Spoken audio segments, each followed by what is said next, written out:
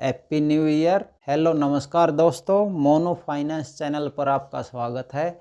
मैं आपको बताऊंगा इलियट वेव थ्योरी के अनुसार स्टॉक मार्केट में हम किस प्रकार से काम कर सकते हैं और स्टॉक मार्केट में इसकी एक्यूरेसी कितनी होती है। स्टॉक मार्केट में अगर हम इसको अप्लाई करते हैं तो हमारी सक्सेस होने की संभावना कितनी होती है और क्या टेक्निकल एनालिसिस का इस पर क्या व्यू है और स्टॉक मार्केट में अगर इलियट वेव पर अगर हम काम करते हैं तो वह क्या है। स्टॉक मार्केट में अगर हम इलियट वेव में हमें एक लंबा विजन मिलता है कि आगे क्या हो सकता है प्राइस में, यह हमें एक्यूरेट पता चल जाता है कि आगे यह होने वाला है और लॉन्ग विजन यहाँ पर चलता है। और कैंडलस्टिक पैटर्न है या टेक्निकल एनालिसिस है, उसमें यह हमें कुछ नहीं पता होता कि यह कहाँ तक जाता है। अब हम एक उदाहरण के जरिए हम समझते हैं कि टेक्निकल एनालिसिस क्या है और इलियट वेव थ्योरी क्या है। इलियट वेव थ्योरी एक ग्रंथ है। इलियट वेव थ्योरी एक ग्रंथ है और यह मेन हिस्सा है। स्टॉक मार्केट को अगर समझना है तो इलियट वेव थ्योरी या न्यू वेव थ्योरी, इसको आपने समझना ही पड़ेगा अगर आपने स्टॉक मार्केट में पैसा बनाना है तो। और टेक्निकल एनालिसिस इसी में से निकला हुआ पार्ट है। मतलब उसको आसान भाषा में बताने की कोशिश करते हैं, लेकिन उससे क्या होता है, अगर आपको टेक्निकल एनालिसिस सीखने के बाद भी अगर लॉस होता है, मैं एक बार आपको ज़रूर कहूँगा कि एक बार इलियट वेव सीखो और उसको अप्लाई करके देखो कि इसकी एक्यूरेसी कितनी बढ़िया है। तो आज हम बात करेंगे कि इलियट वेव थ्योरी, बहुत से लोग आपको चैनल पर कि अपने अपने चैनल पर बताते होंगे कि अगर आपने 40 साल पहले उस स्टॉक में पैसे लगाए होते तो इतने पैसे हो जाते, ये हो जाता, आपके पास इतने करोड़ रुपए होते। बहुत से लोग बताते हैं आपको और आप उनकी बातों में आकर उलझकर ही आप स्टॉक मार्केट में अपना पैसा लगाते हैं बिना सोचे समझे। और जब आपको लॉस होता है या फिर आप क्या करते हैं, न्यूज़ आती है या आसपास के माहौल को देखते हैं कि हाँ स्टॉक मार्केट अपर चल रहा है, तो वहीं पर ये आपको एक फंसाने का जाल होता है कि यहाँ पर मछली आएंगी और हम उसको पकड़ेंगे और अपना पैसा कवर करेंगे, सभी को खा जाएंगे। बड़ी मछली हमेशा छोटी मछली को खाती है। तो यहाँ पर बड़े जो प्लेयर हैं वो क्या करते हैं कि न्यूज़ के बेस पर मतलब इतना ऊपर चढ़ा देते हैं मार्केट को और न्यूज़ में हाहाकार मच जाती है कि प्राइस इतना ऊपर जाएगा, अभी तो ऑल टाइम हाई है, ये हो जाएगा वो हो जाएगा, सब कुछ मतलब हर पॉजिटिव न्यूज़ आपको चारों तरफ दिखाई देती है। और आप इसका उदाहरण देख सकते हैं, आप इसके उदाहरण पीछे देख सकते हैं, बहुत सारे उदाहरण हैं, मेरे को नाम बताने की ज़रूरत नहीं है। अगर आप स्टॉक मार्केट में हैं तो आपको खुद पता होगा कि स्टॉक मार्केट में न्यूज़ आती है और न्यूज़ के बेस पर पैसा लगाते हैं और वो फंस जाते हैं।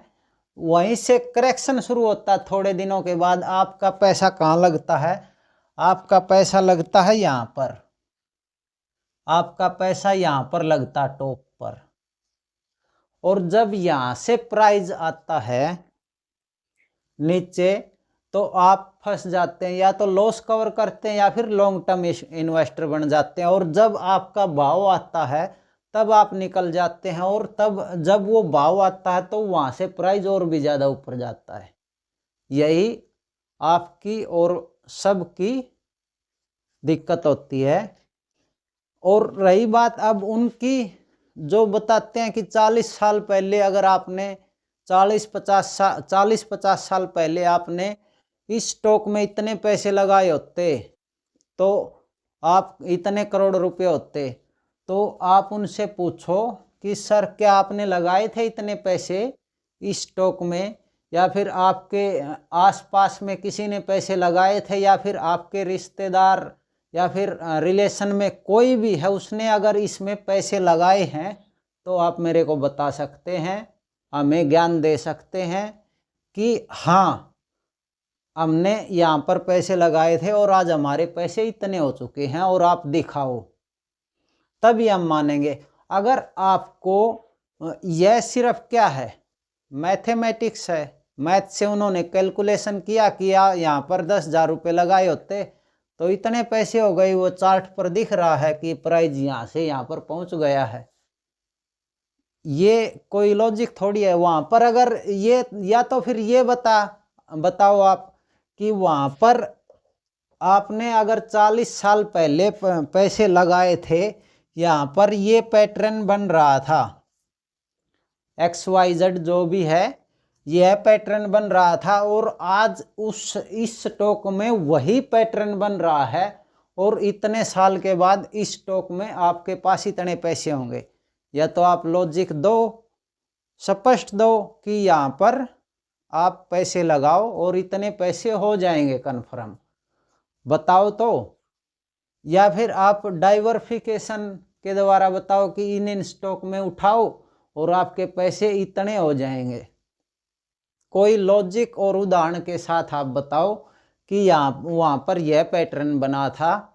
ये सब बकवासबाजी है, आपको जाल में फंसाया जाता है और हम सब फंस जाते हैं।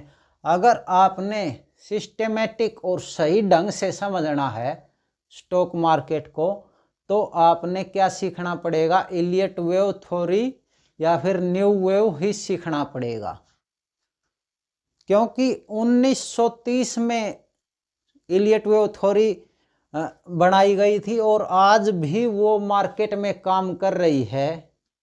तो आप सोचो कि कितने दिन पहले और कितने साल पहले वो बनाई थी, और अगर आज भी वो काम कर रही है तो आगे भी वो काम करेगी। तो आपने क्या है, अगर अपने सही ढंग से सही सिस्टम से सीखना है तो आ जाओ यहाँ पर मेरे चैनल पर, मोनो फाइनेंस चैनल पर। तो मैं यहाँ पर आपको डिटेल में बताता हूँ। 1 2 3 इम्पल्स को मैंने कवर कर दिया है, 1 2 3 4 5, ये जो है 1 2 3 4 5, ये डिटेल में वीडियो वेव 1 2 3 4 5 6 सभी मैंने वीडियो बना दी हैं। अब आगे से एक वीडियो मैंने बनानी है, इससे अगली वीडियो में बनाऊंगा कौन सी, ट्रेंड लाइन की। ट्रेंड लाइन जो कि टेक्निकल एनालिसिस में आता है, और वह इसी का पार्ट है इलियट वेव का। और कहाँ पर टेक्निकल एनालिसिस का हम टेक्निकल एनालिसिस को और इलियट वेव को साथ में जोड़कर, यानी कि पार्ट तो इसी का है, आप जानते हो टेक्निकल एनालिसिस। और अगर मैं उसको ट्रेंड लाइन को समझाऊंगा तो आप क्या समझोगे कि सर आप तो टेक्निकल एनालिसिस बता रहे हो। नहीं, वो टेक्निकल एनालिसिस नहीं है, वो ट्रेंड लाइन कॉन्सेप्ट जो है वो इसी का पार्ट है। तो हम उसको समझेंगे ट्रेंड लाइन को, और आगे आने वाली वीडियो मेरी यही होगी। तो उसके बाद ट्रेंड लाइन कॉन्सेप्ट को समझने के बाद डिटेल में फिर हम आगे करेक्शन को समझेंगे कि करेक्शन में क्या होता है। तो कुछ तो आपने बताना पड़ेगा कि ये जिग जैग पैटर्न बन रहा है या फ्लैट पैटर्न बन रहा है या फिर ट्रायंगल बन रहा है। ट्रायंगल बन रहा है तो जिग जैग डिटेल में समझेंगे हम करेक्शन में कि जिग जैग में कितने मूव होते हैं, कहाँ तक ये जाता है, मतलब ऐसे ऐसे ऐसे जाता है तो कितने मूव होते हैं, और कितना जाता है तो वह स्पष्ट उतना ही जाता है। और फ्लैट में क्या होता है, फ्लैट में कैसे हमें आइडेंटिफाई करेंगे कि यहाँ पर हमें एंट्री लेनी है या फिर यहाँ पर हमें कुछ भी एक्शन नहीं लेना है, कोई खास मोमेंट नहीं होता है। और ट्रायंगल में हमें कैसे क्या करना होगा, ये सब हम डिटेल में समझेंगे करेक्शन के पार्ट में। तो आप भी बोलोगे कि सर आपने अगर आप हमें बता रहे हो तो आपने कितने पैसे बनाए हैं स्टॉक मार्केट से। मैं आपको स्पष्ट बता दूं कि मैंने सीखा है, समझा है, और मैंने अभी तक मार्केट में इतने खास पैसे नहीं बनाए हैं। ये मान के चलो कि मैंने लॉस ही किया है, अभी तक मैं लॉस में हूँ। हाँ, अगले आने वाले 3 से 4 साल में मैं आपको अच्छा खासा पोर्टफोलियो बनाकर दिखाऊंगा कि हाँ, जो सीखा है उसको अप्लाई करूंगा। ये मान के चलो कि लगभग पैसे डबल हर साल। ये मेरा कॉन्फिडेंस बता रहा है मेरे को। जो मैंने सीखा है, जितने पैसे मेरे पास होंगे उसके लगभग हर साल डबल बनाने की ताकत है। जो मैंने सीखा उसके हिसाब से। ज़्यादा हवा में बातें नहीं कर रहा हूँ मैं।